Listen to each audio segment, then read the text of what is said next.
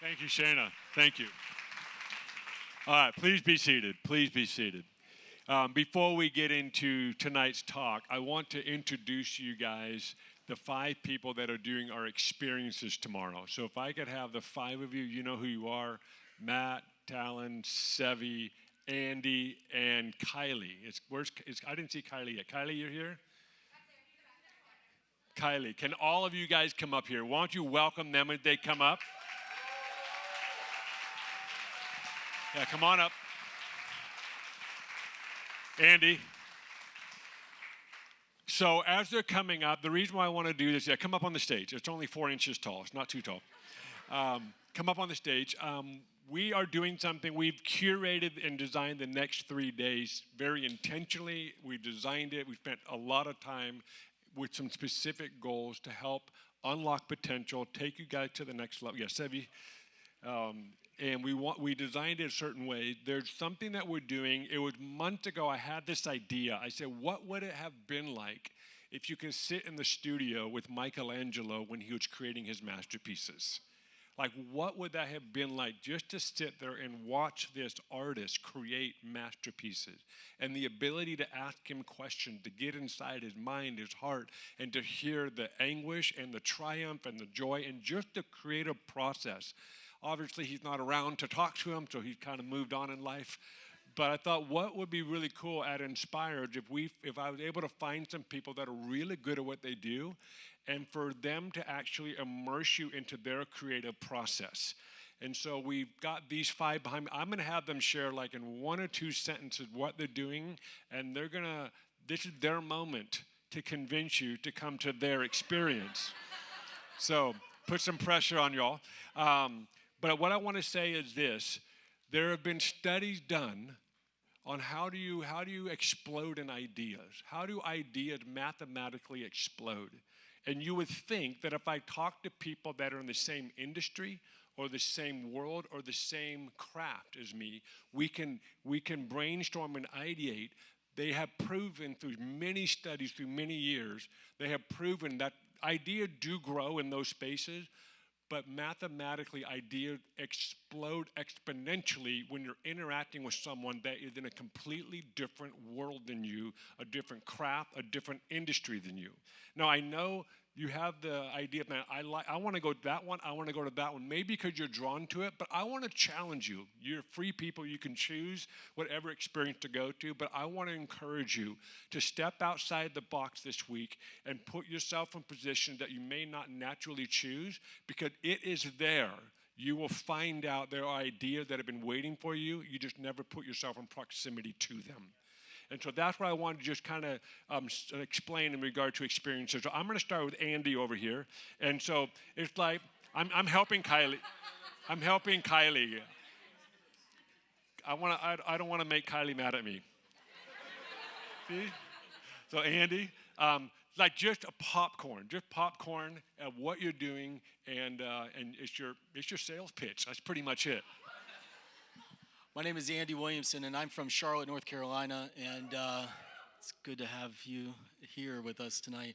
My experience is in here with the 2 automobiles and the 2 cars, and I design automobiles and create things in the automotive world and in the youth marketing world. But I really want to encourage you to come out, because the automobiles may be kind of foreign to some of you guys, and it may not make sense. But the creative process of unlocking creativity and casting away fear to be able to take a step into creativity, I'm going to talk a lot about that. And just to inspire you to come, there's a bag. If you guys got a bag, I made a little pin for each of you guys, and there's a little pin in there, and I just wanted to connect you with what we're doing. And on top of that, I am also going to give $20 to everybody that shows up, and maybe a car. So it's really a good idea. I know there's a lot of really intelligent people up here, but they're not going to give you that. Okay, here's the next one. All right. I have coffee, so if you don't want money, I have coffee. My name is Matt Patch. Very briefly, I'm going to be talking about specialty coffee and Michelin star level hospitality experiences and how that all intersects. So, I have coffee. There you go. That's great. Well, I was going to tell you, first off, I'm Severino or Sevi Alvarez. I was going to do an experience, but he said free car, so I'm just going to go to his and get that free car. I am in the Airstream. That's where the experience will be, so if you haven't seen it, it's outside. Funny story, and you'll get to hear about that. But I am specialty entrepreneur, design, and creative direction. So I will be speaking about the shoe that I was fortunate enough to make with Nike a year and a half ago. But yeah, it's a lot of things design, and I'm definitely a guy that I would say is not a designer like formal career, and I didn't study it. But I think that's what's great about this experience is that, you know, with ideas and faith, I feel like a lot of things are right on the edge of possible. So yeah, come and enjoy it. Great. Well, I don't have them on. Yeah, he's wearing socks. Yeah, so my name is Talon Hawthorne. I'll be talking about. Tell me your middle name. It's the best middle name. My middle name is Da Vinci. My middle name is Da Vinci. I can show you my driver's license. It's true. I run a gallery called Da Vinci House. It's a contemporary nomadic gallery with the belief that beauty can save the world. So I'll be talking about art curation, and so please come to mind. You know, I'll have art if you guys like that, and I'll basically be talking about designing a gallery space from conception to like completion.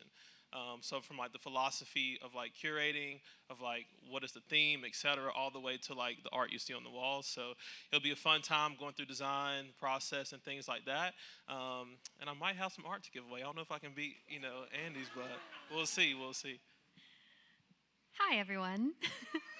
Hi. I'm Kylie Onsbach, and I am a ceramic artist here in Greenville. I've been practicing pottery and ceramic since I was 14 years old. So I live it every day. I do it for a full-time job, and part of my experience is you guys getting to get in the head of what it's like to be in the process of making, no matter what vocation you do. So I think a lot of times we try to get the hustle of getting things done, but also like being aligned with your heart, being aligned with the Lord, being aligned with who you are and who the Lord's made you to be is very important as a creative person. And so I'm going to be talking a lot about that in my process, but then also connecting that to the outcome as well. So you're going to learn about the process, you're going to learn about the outcome and how that impacts after you're done with it. And then you're also going to maybe get thrown into the wheel yourself, one lucky person. So if you want to come to my experience, you might get your hands dirty. So... So these are the experience curated. Give it up for you guys. Thank you guys so much. Yeah. I put them all on the spot, but seriously, these are some exceptional people, and we'll talk about our labs tomorrow, because that's tomorrow afternoon. But I wanted you to have a heads up on that, because after tomorrow morning session, you go straight into these experiences. And just refer to your pamphlets for the locations, and we'll address them again in the morning. But those 5 people are exceptional. I'm very excited for them. I'm so glad that all of them are going the extra mile in setting up their experience so you guys can be immersed into their process. So I know you're going to enjoy it, so have fun tomorrow. We'll see you in the morning, of course. But all right, let's jump in.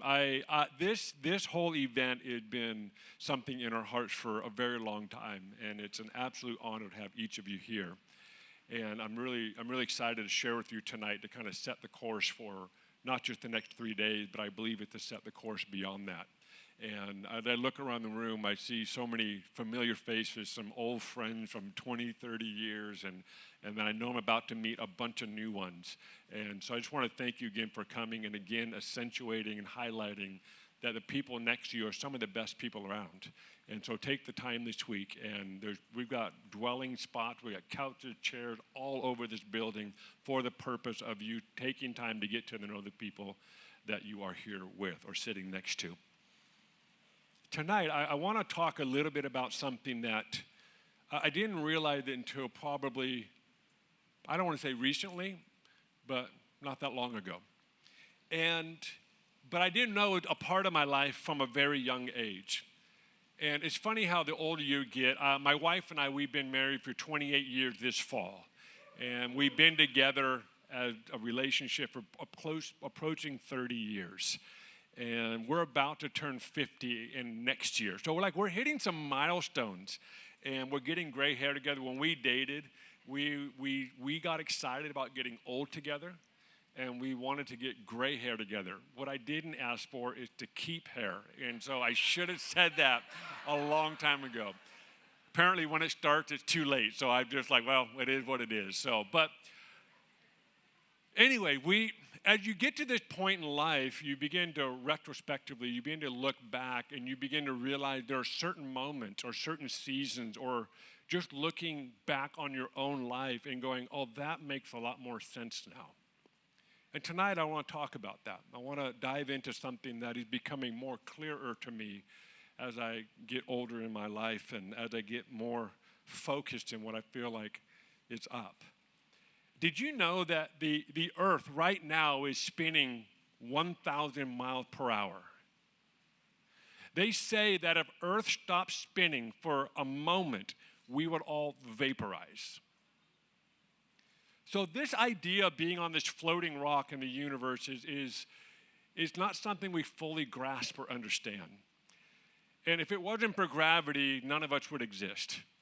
And if it wasn't for a million other calculations and computations, we would not be here tonight. So the complexity of living on this floating rock that is a perfect ecosystem to create humans, sustain humans, and to keep it going for century after century after century is so complex. It's fascinating too. Have you ever thought about why your shadows get created? Shadows are formed because there are photons that travel from the sun, and they tell us the sun, in the center of the sun right now, gases are colliding with each other. These forces are colliding with each other, and it takes about 10,000 to up to 100,000 years for these photons to get to the surface of the sun. But once it gets to the surface and it emits, it travels across space, 93 million miles. And it arrived 8 seconds later, and as it makes its way through that very short distance in the context of all of space, it makes its way, and if it dodges an asteroid, if it dodges a UFO, if it dodges planets, if it dodges anything, it makes its way to Earth's atmosphere, and as it penetrates through Earth's atmosphere, and it travels through our own atmosphere, and then it touches you, and then a shadow appears. In fact, when you look at the night sky, or you look at the sun, or you look at any form of light in the sky, you're already looking in the past. You see, this whole thing that we live in called the universe is incredibly mysterious, incredibly complex. It's not possible for us to fully understand it and fathom it. So 93 million miles it travels across. I asked a question once. I said, how long did it take to travel across the expanse of the universe? So I asked Google. This was before ChatGPT. And I just dated myself. That's how you're going to date yourself. I used to look on Google. But I put in, how long would it take to travel across the universe? And of course, we don't fully know how big it is, but with brilliant people, they've kind of roughly figured it out. And they said, traveling at the speed of light, it would take you over 220 trillion years. At the speed of light, which is approximately 180,000 miles per hour. That is to get from one end of the universe to the other end of the universe. Then you have to ask the question, what is the universe? We have no grid for it. We just have this, we just look up and it just keeps going. And as our advancement in technology sends ships and spaceships and rovers, we land them on planets now, and then they're taking pictures of deep space. And now we have telescopes that are getting farther and farther out, and we're beginning to even more realize that there's so much we don't even understand. So what we live in is very complex. It's beautiful. It's mysterious. They have somewhat recently found something in Earth. It's a reservoir of water that is just floating out there. And it's like 12 trillion light years away. I don't know how they figured that out, but they figured it out. They say it's an estimated 140 trillion times the volume of water of the Earth's oceans that is floating out in space out there. You see, in his universe, there is no lack. The placement of Earth in our solar system is perfect. If we trade places with Venus, the surface of our Earth would be about 900 degrees. If we trade places with Mars, the short version is we would be frozen to death, and the ocean would be a block of ice. So just the placement of Earth in our solar system is calculated, it's thought out, it was intentional.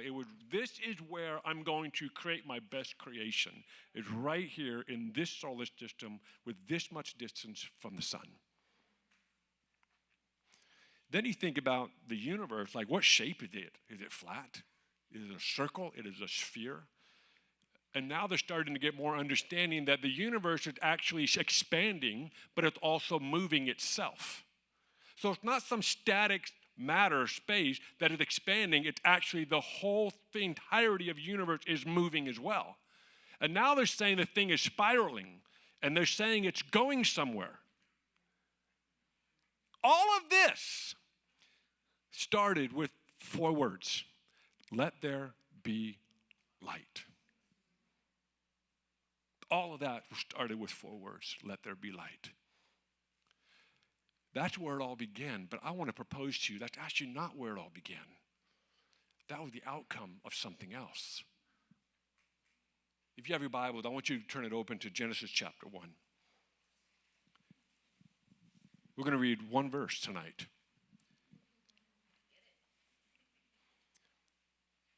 I want to suggest that not everything began with words. These words reflected something much deeper. In Genesis 1 verse 3, let's read this. Then God said, let there be light. And there was light.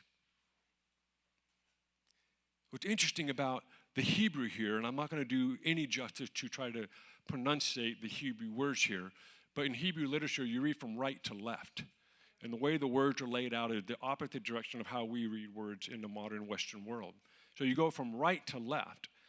And there's actually a Hebrew letter that needs to be notified here because it's not identified in the English language. There's a Hebrew letter, it's the smallest one. It's actually the 9th stanza in Psalms 119. It's called Yod, Y-O-D. And it's a little mark. It's not a period, it's not a circle, it's just a little mark. It's the smallest letter in the entire Hebrew alphabet. And in let there be light and there will be light, it's used 6 times. In fact, in one spot, there was a double Yod. It's 2 marks. And that had an emphasis and a purpose in it. So let's take a look at what Yod actually means and in what it is symbolic of and what it is communicating. Let there be light starts with the letter Yod, which is that little teeny mark. It emphasizes how creation began as the divine spark of light. Yod is the smallest letter in the Hebrew alphabet. It's a little mark, yet it holds immense importance. It represents a seed, a starting point, also known as a spark. Much like how creation begins from something small, but holds vast potential. In Genesis 1:3, it is used 6 times. The double Yod symbolizes, it means it transitioned from a divine reality to a material reality. It reinforces the idea that when God speaks, it comes into being. In Genesis, God speaks the universe into existence. Each word spoken by God begins as a thought or intention, and the Yod represents this initial spark before the words take form. The first letter, the Yod, is used to emphasize its role in divine creation and illumination. In Jewish mysticism, it has this idea that humanity has a divine purpose to repair and perfect the world. What I want you to understand is God had a spark, and it was there the words came out of, let there be light. And the best creation he ever created was because of a spark, because of a moment of thought took place in his mind. I personally believe one of God's greatest creations, I mean, there's nothing he created that wasn't great, but if he had a hall of fame of masterpieces, if he had his own art gallery, I think one of his pieces would be the human brain.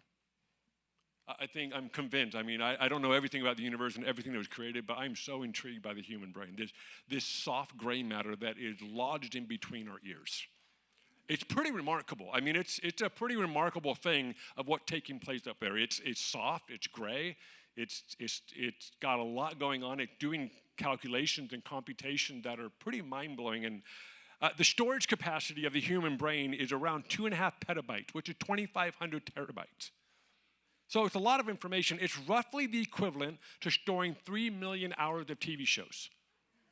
Your brain can handle 3 million hours of TV shows, which means you could continuously, for 300 years, watch all those TV shows and not repeat one of them.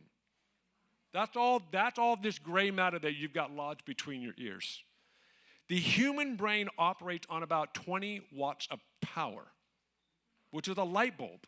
If you were to create a supercomputer, which they have now, obviously, that operates similar processing power as the human brain, it would require enough electricity that powers small cities. But yet our brain can do the same computational power with 20 watts of electricity, which is pretty remarkable. I think this is one of God's greatest creations, the human brain, what is possible in there. We're also learning that the map of neurons in our brain looks strikingly close to the galaxies in the universe. When they actually look at the map of our brain and look at how the neurons are firing back and forth, they're noticing it looks eerily similar to when you look into the night sky and see the galaxy spanning the night sky.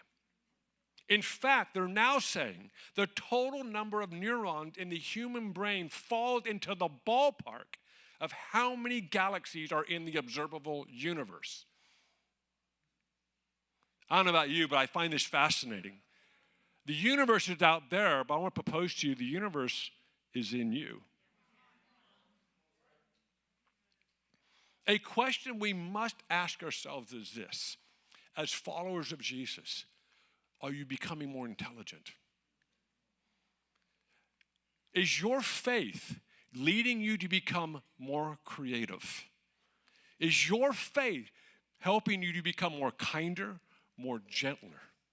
Is your faith taking you into spaces, or are you shrinking and getting smaller and smaller and smaller?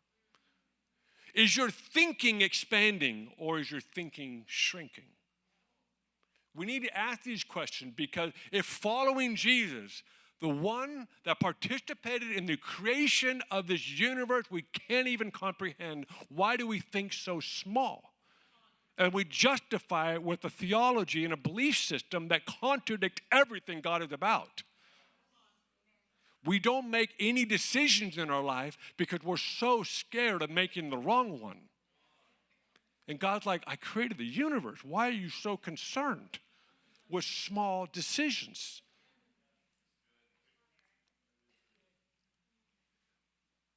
So I want to challenge you tonight. God wants to expand your thinking. He wants to expand your imagination. He wants to take you places you've never been. If there was a dinner table right here in the front, and let's say at the dinner table we had a Muslim, and next to the Muslim we have a Buddhist, and then next to the Buddhist we have a Hindu, and then just for entertainment purposes we have an agnostic and an atheist as well. I want you to try to picture what kind of conversation would be happening at that table. I think it'd be very interesting. What kind of food could legally be at that table? Pretty much water and hummus. Imagine a conversation, and then, of course, we need to make sure we have someone that we call Christian is sitting at this table. So now let me ask the question with this scenario. Who would be considered the kindest one at the table? Who would be considered the smartest one at the table? Who would be considered the one that carries incredible brilliance and intelligence? Who would be the one that we would say they're the creative one? This isn't a contest, but I want to ask the question. I don't know if we would say the Christian.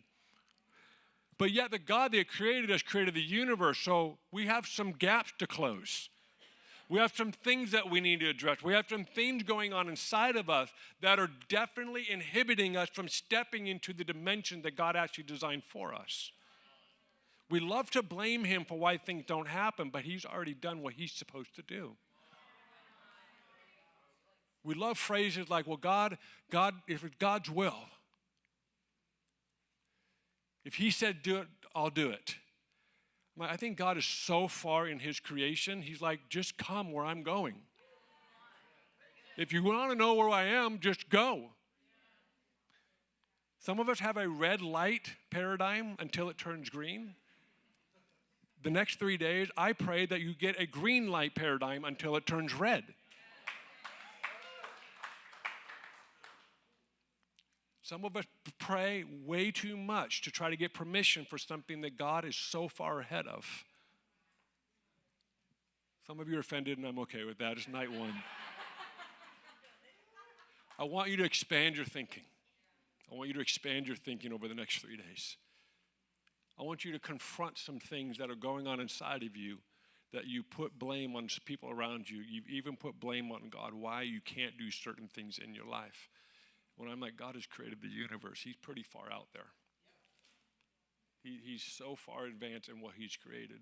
And he says his best creation is humans. His most favorite creation is humans. So I think there's some room for some improvement.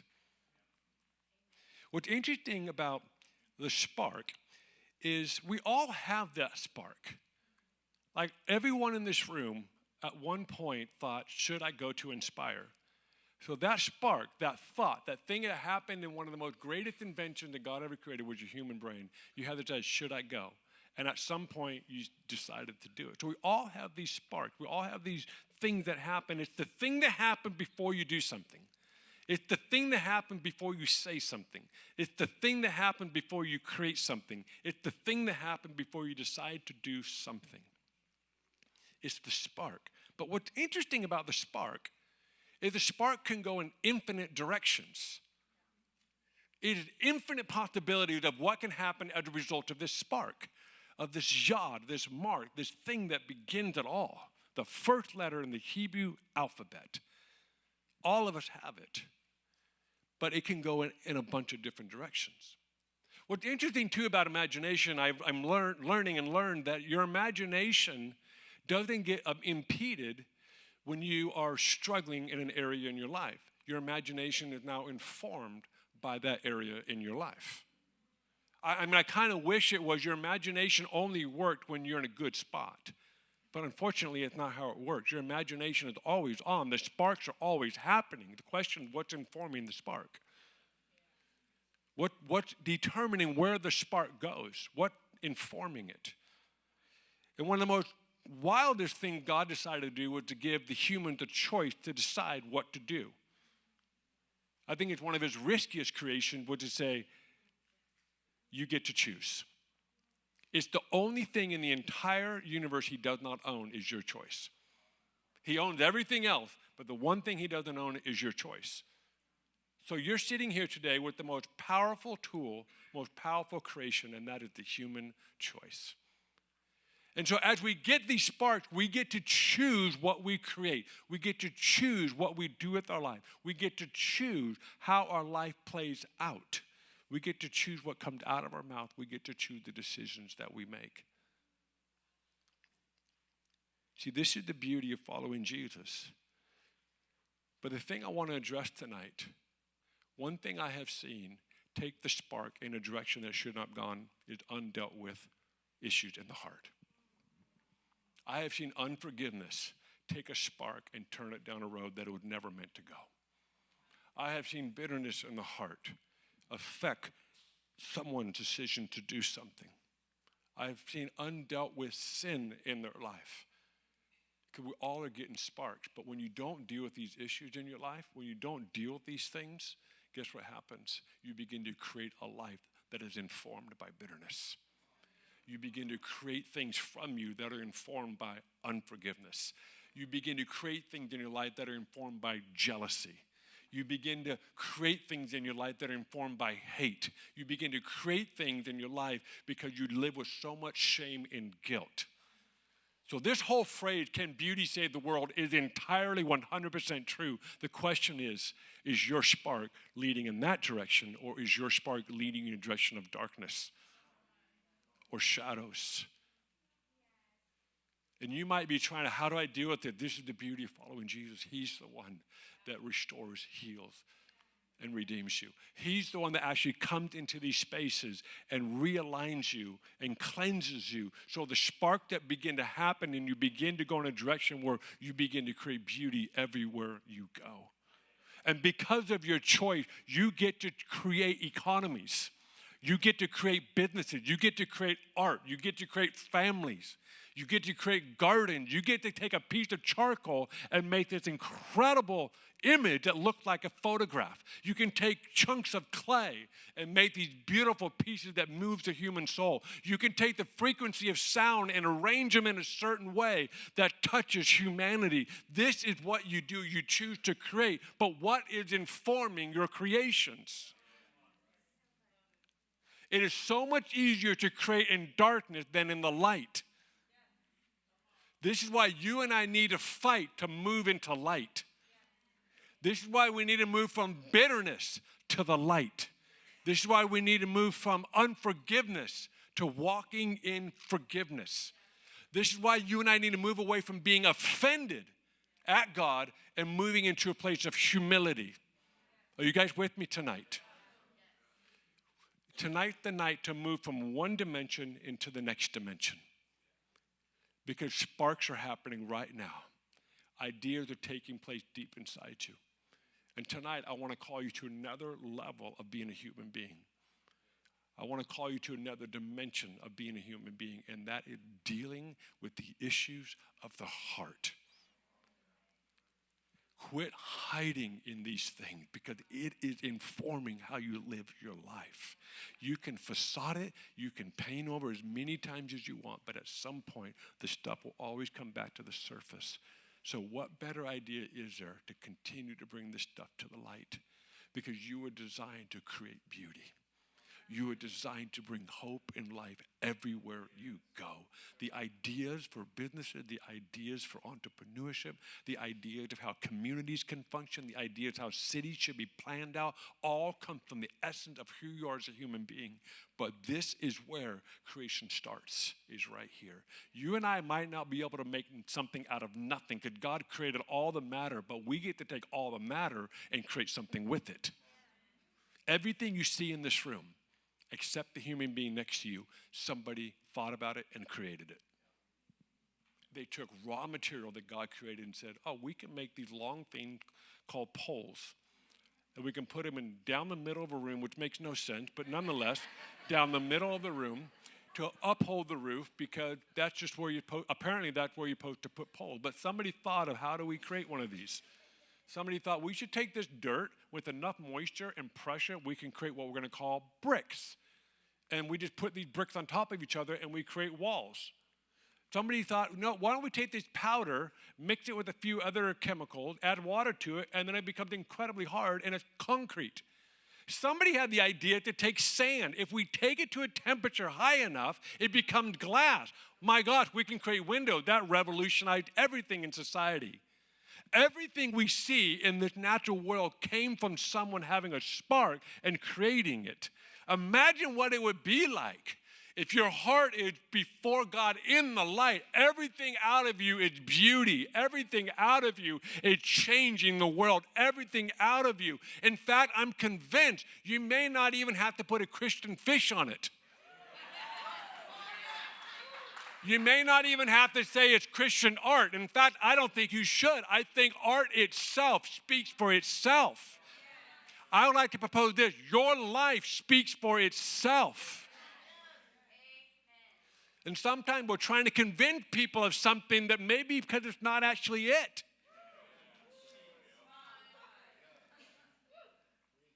If we have to convince you what this is, then guess what? It's not doing its own job. I'm convinced if you and I continue to move into the light, refine our craft, the essence of everything in us comes out in everything we touch, everything we do, and every life we touch. You almost don't even need the word to tell them what they're experiencing because they're already experiencing because it's coming from the essence of who you are. This is what I'm looking for in the future. I'm looking for people that will take this to another dimension and explore the unknown of what is it like to create beauty in this world, and can beauty convince people on its own? Because I believe everyone wants a king like Jesus. And if we have to convince someone, so we've developed these techniques called shame and guilt.